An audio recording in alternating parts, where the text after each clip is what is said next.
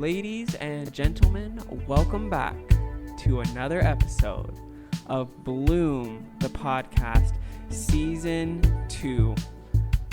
Let's go. Thank you all so much for tuning in to Season 2.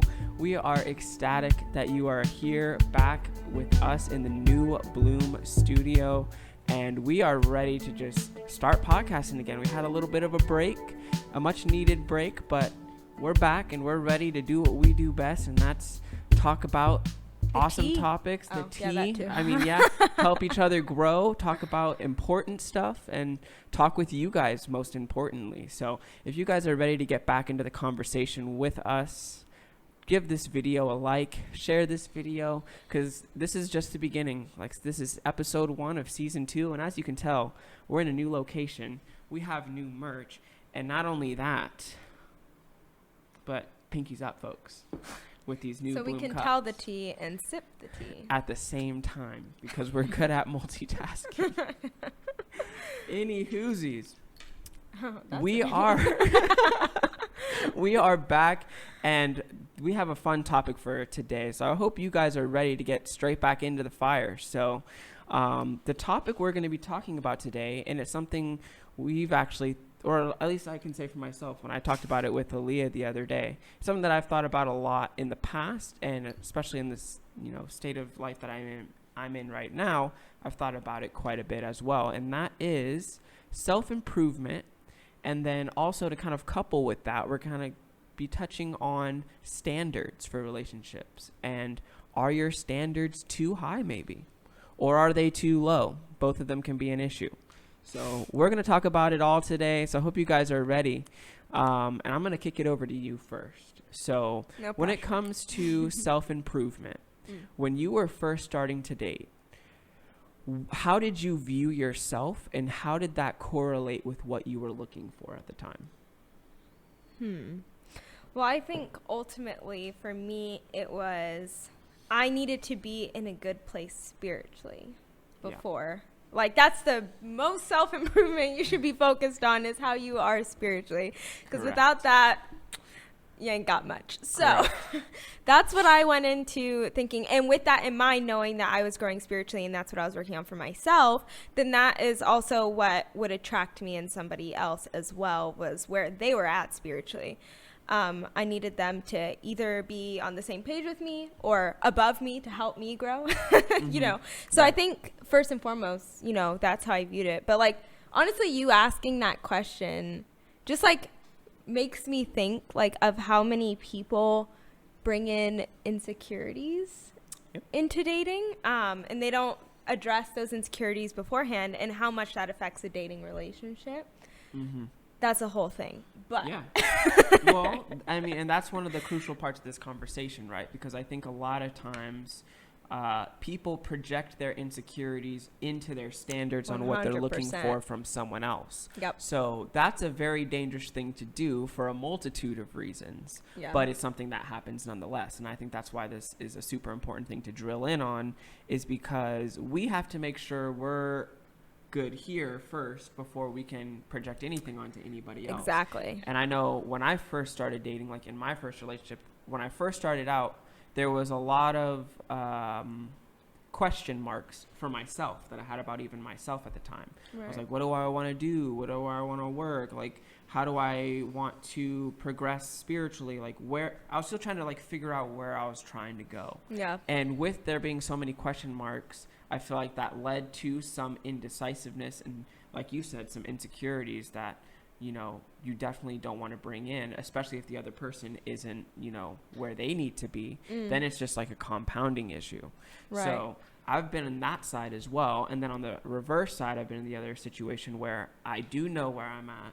And then, it's trying to figure out, like you said, if that other person is on the same page with you. And if they're not, then it's kind of just like figuring that part out along the way. Right.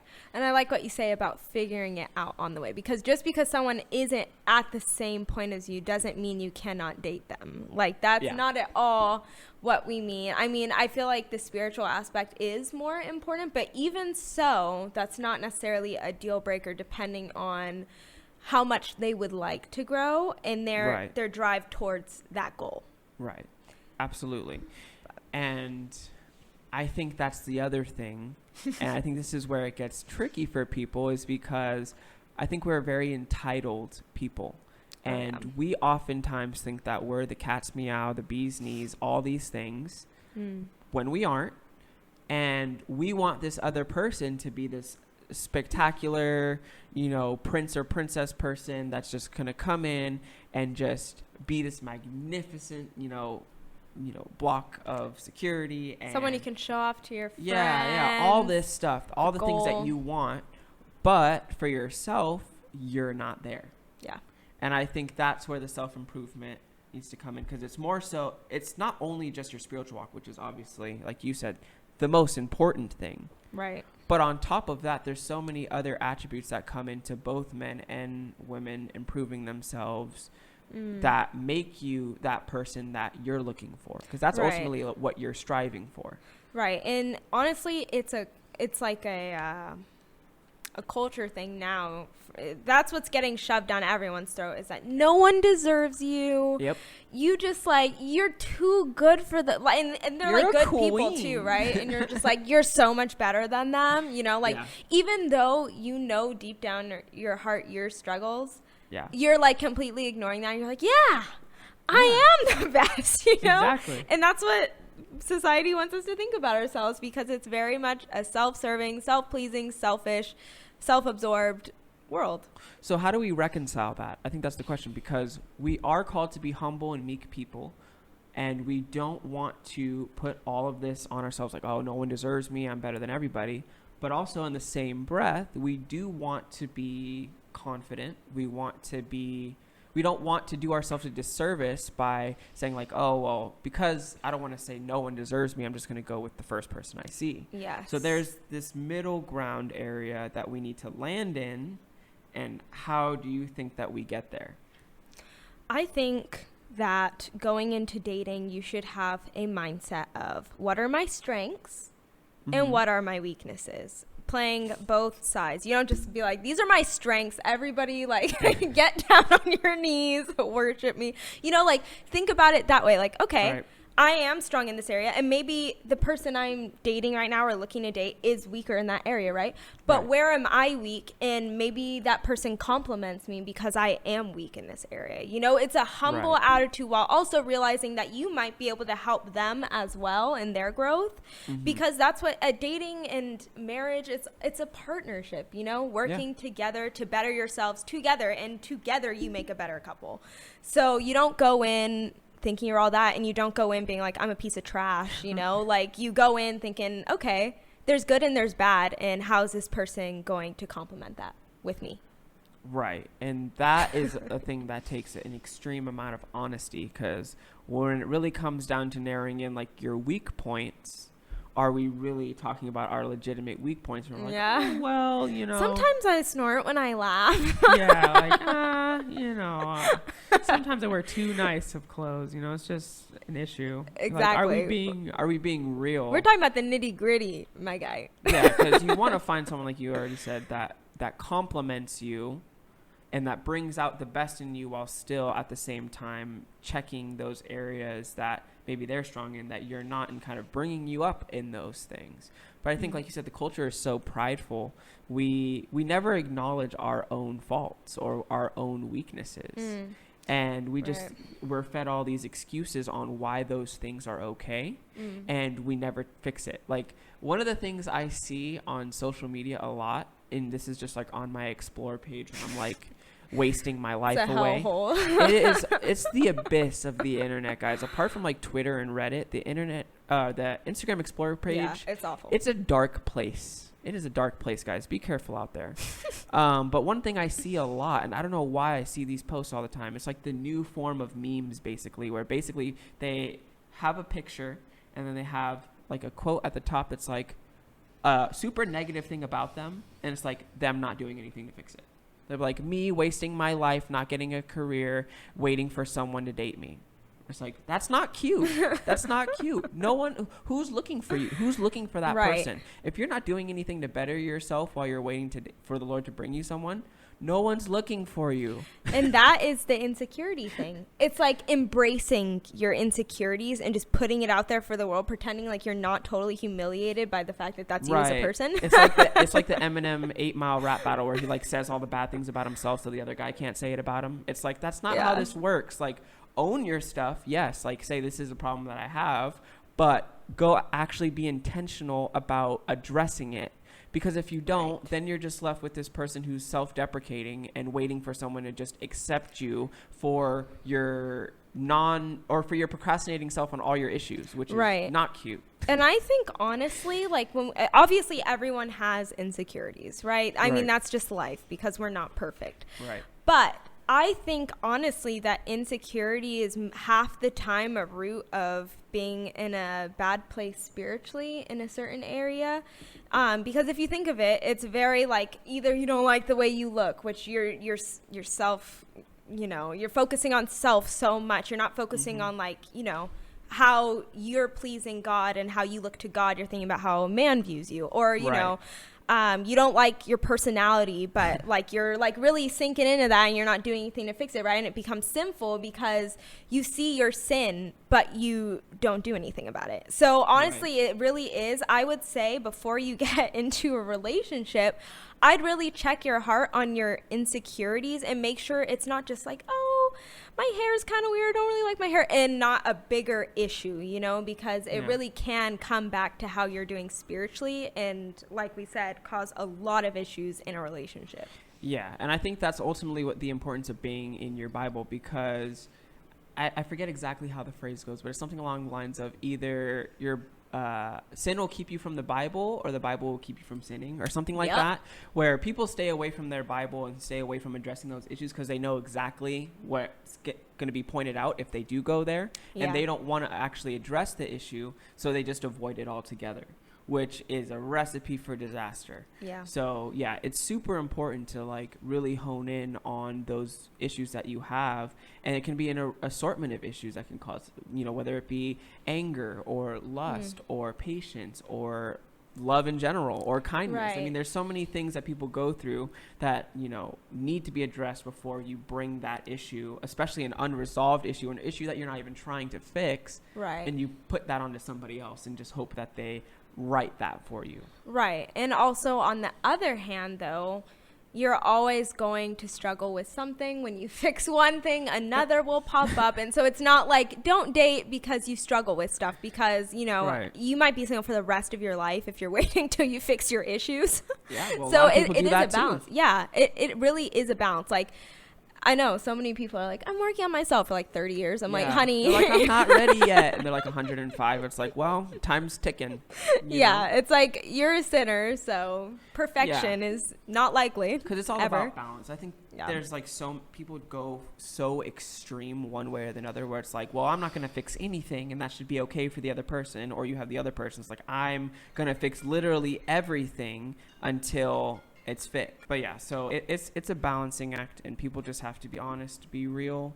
And that kind of brings me to my next point, because self-improvement in the spiritual sense is one thing, but I think there's a lot of other practical things you can do in the very, very immediate sense as well that can improve yourself as well.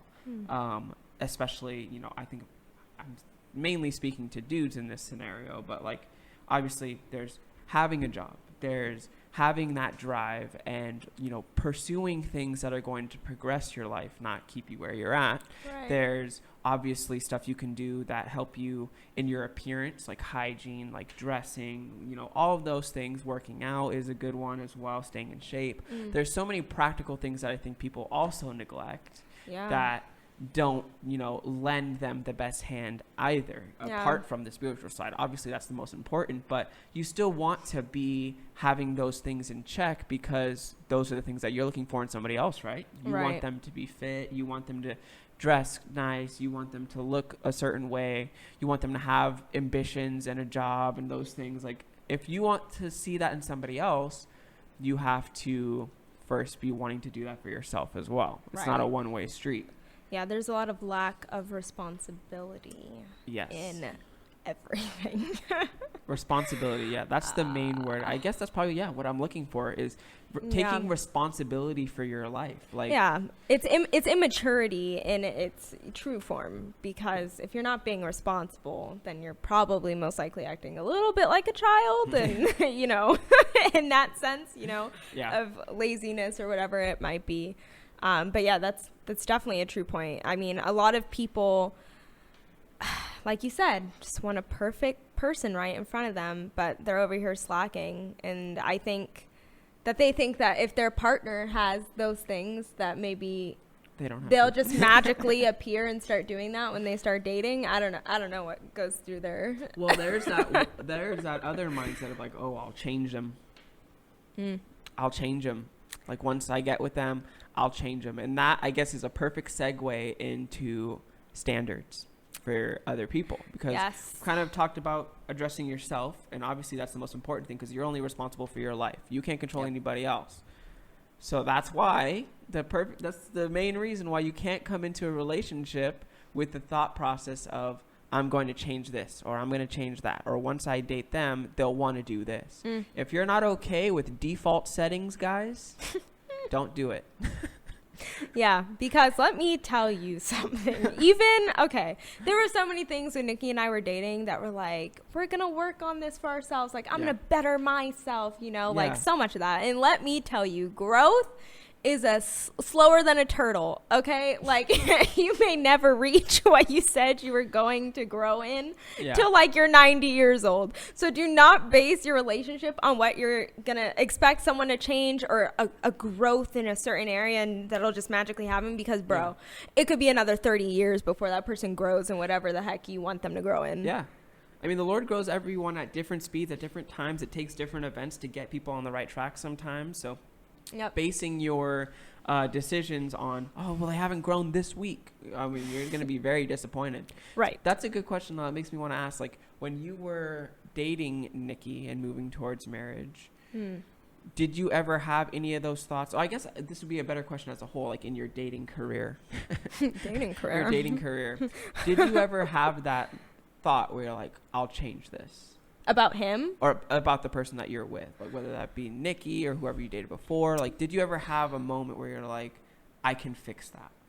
I think I did in some ways. Not where I was like, if it doesn't get fixed, I'm not going to marry them. But I had hope that I could be an influence in certain areas because of my strengths, right? The whole strengths and weaknesses thing. Right. And because I think he was really searching for the right answers and growing, and so I felt like it was going to be very easy for me to put in my 2 cents and for him to mold that over and actually make a difference. Now, still to this day, is that problem that I thought I was going to fix like completely solved? No, because he's his own person and I'm not him, and I'm not going to change him as a person. So to be clear on the answer, nothing has changed to that. Things have changed and gotten better, but it's not like the thing I saw is still there.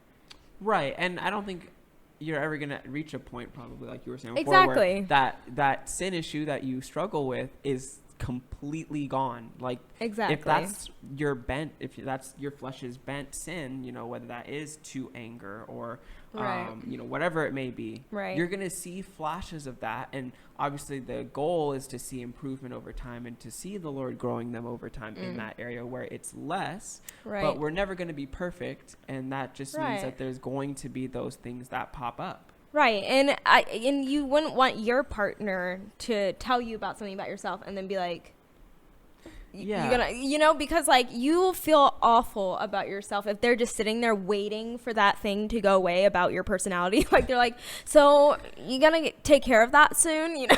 Like you just feel like a horrible person all the time. Right. And that actually makes me think as well, because this is something that I think everyone needs to think about, because obviously everyone has sin issues and everyone has those bents like we're talking about.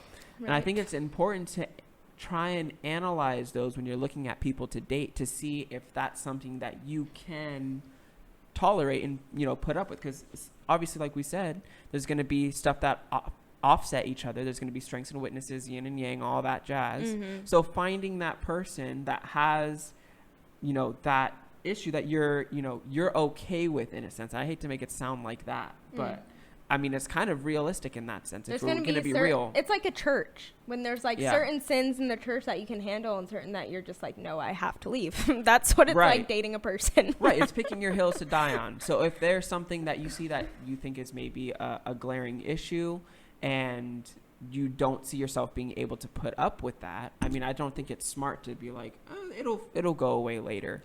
Right. Like, I don't think that's the best move. Exactly. And that kind of brings us to how we were saying people are the opposite, where they just will take whatever, someone could be horrible and they're like, it's fine. Like, we're going to date anyway. It's cool. Yeah. So what would you say is the bigger problem today? Would you say the bigger problem is that people have standards that are too high or standards that are too low? I think majority standards are too high. Okay. And it's people who kind of like what we said, like say someone struggles with weight, right? But then they're out here like, well, I don't like him. He's like too chubby, It's like stuff like that where you're like, girl, what do you girl, no. And that's how it be. That's what I see the most. Yeah. But I mean, I have seen the other, but I don't think it's as huge of a problem because people have been taught so much to think more highly of themselves, even when they suck. Yeah. Yeah. So in that example you gave is kind of like, take the log out of your own eye, right? Exactly. Like, you definitely want to be reasonable in your assessment of someone else's issues, especially if you're able to empathize with them in any way. Because, you don't want to be hypocritical in your reasonings for not wanting to be with somebody. Mm-hmm. Especially if, they are a godly individual and are hopefully making strides to right those issues that you see. Exactly. But yeah, I would agree. I think standards are way too high most of the time. And I think that generally stems from people not knowing what they actually should be wanting and what they actually want. And shallowness. Well, that's a whole other thing in itself. But I think generally speaking, people don't know what they're looking for. Yeah. And that's a big problem because then, I mean, there's also that saying, like, it when you see it. But I think if you don't already have some ideas of what you want to see, it's going to be so much harder to find. Yeah. Yeah, definitely. Qualities in a person. That's why it's really good. I mean, I've asked my friends this before, but like, are you looking for this, and that in a person? Because that's what's most important. Mm-hmm. And then when they like someone that doesn't have those attributes, I'm like, what are you doing? Like, let's take a look here. Right. Like, why do you like them? You know what I'm saying? Like, right. And that's why it's important to make sure it kind of like an accountability thing, because like, we should all know what's important to us before we just go around dating a whole bunch of random people that don't, have those attributes. And I'm not talking about shallow stuff like, like his hair needs to have a kind of wave to it. You know what I'm saying? Like, I'm talking about like real, genuine attributes of a godly Christian.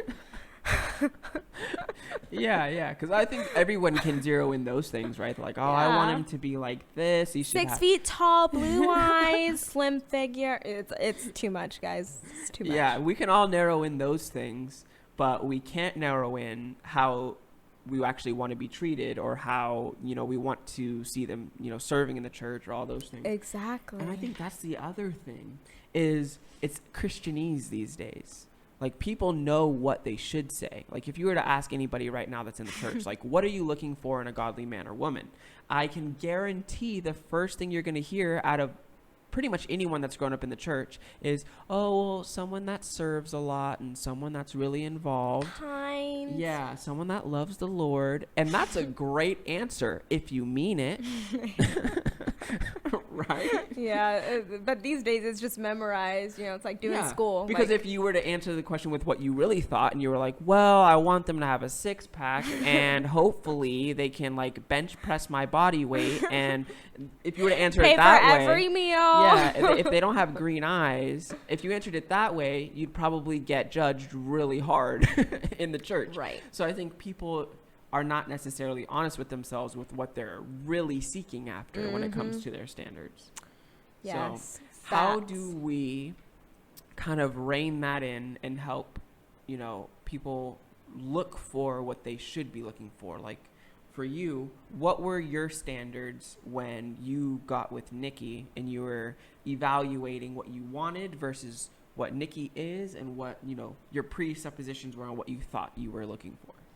I think one of the biggest ones I was looking for was just someone who was kind. And it's not because of, you know, like your basic answer, just a nice guy, you know, but I felt like in my past that I had a habit of liking people who didn't treat me good.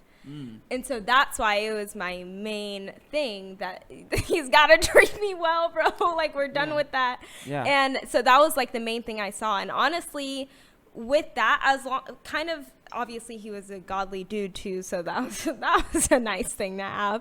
But with that, I wasn't too picky on everything because I don't want to go looking for someone who's just like me, or, you know, like making this list in my head, and then when the person doesn't meet it, being like, okay, next, you know what I'm saying? But at least having one or two things to base it on, like, okay, he's kind, which is what's most important, he's godly, which is most important, and then everything else is kind of like, okay, like, let's see if our personalities click.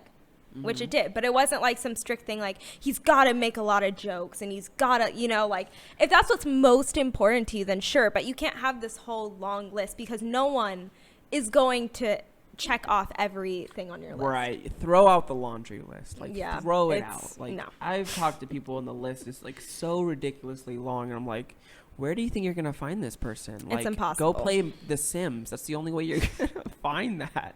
Seriously. Like, it's pretty crazy. And you don't want to just make this image in your head of what someone should look like because, I mean, it's not realistic. So yeah, it's also, you're always going to be disappointed because if you project your laundry list onto the person that you're dating and they are not literally every single thing, you're going to be so much more disappointed by that person. Even though they may be a really great person for you, you might have a bunch of unrealistic standards that person, first of all, doesn't even know that he's supposed to be trying to achieve. Yep. And secondly, he doesn't even, like, he doesn't know, and he probably will never reach it because there's so many things that we have to focus on, and a lot of them a lot of things on those lists are not things that are priorities to be focused on.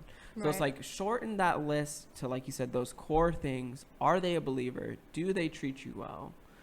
You know, are they serving? Because I think that really is an important one. Yeah, for sure. Because your future marriage or relationship is literally to serve together.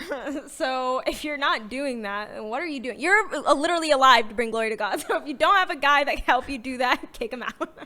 We're all for the hand motions today. Yeah, because you want to be able to see yourself doing some kind of ministry with the person that you marry, whether that be a small capacity like greeting or hospitality, or whether it's, you know, going out to be a missionary. Like, there's a very wide range of things to do in between those two extremes. It ain't Call of Duty in the basement. That is not the ministry. Right. We're not called to just show up to church, go home, and call it a day. Like, you want to see, like, where is this person gifted? Where am I gifted? And where can we come together to serve the church and to serve the universal church in XYZ ways? Right. But, like, really, just be honest with yourself in what you're looking for. And if you're really looking for those things, or if you throw them out the window every time you see a cute guy or a cute girl, you know, really be honest with yourself and examine yourself, what you need to work on, most importantly, what you need to work on. Yeah. And I think because we did a video, or we did an episode about this a while back, but I'm going to bring this up again just so that way people don't misconstrue what we're saying here.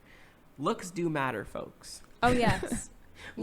Looks matter. I'm not going to sit here and say that looks do not matter, because they 100% do. How much do they matter is up to the person and how much you allow them to matter. I would never recommend for someone to go ask someone out that they do not feel attracted to. If you don't want to kiss them, it's probably a sign. Yeah, and that's what I mean. And that's what I also mean when I say, like, the self-improvement aspect of, if you're not okay with how they look default, like plain as day, just like that's them, don't do it. If you're going to try and go in there and, you know, start... Can we just change you up a bit? Yeah, start turning it into your art project, and you're just like a little here, a little there. Like, if you're not okay with default, don't do it.